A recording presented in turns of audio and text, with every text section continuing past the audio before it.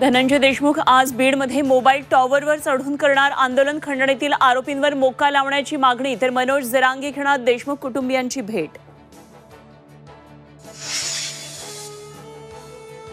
Vishnu चाटेची police कोठडी आज संपणार. त्याला आज पुन्हा केस कोर्टासमोर हजर करणार.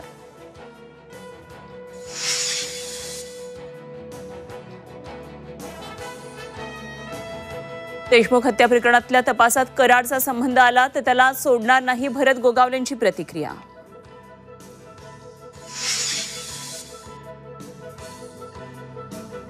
उपमुख्यमंत्री एकनाथ शिंदे यांच्या दरे या गावी 4 दिवस मुक्कामी. उत्तेश्वर देवस्थानच्या जत्रेत होणार सहभागी.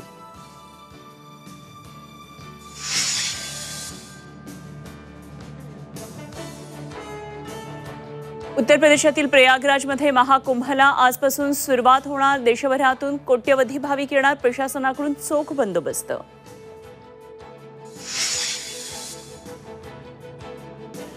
ब्रेकअप झाला तरीही कधी सोडून न जाणारी गर्लफ्रेंड मिळणार. AI रोबोट गर्लफ्रेंड तयार. आर्यासाठी मोजावे लागणार 1,50,00,000.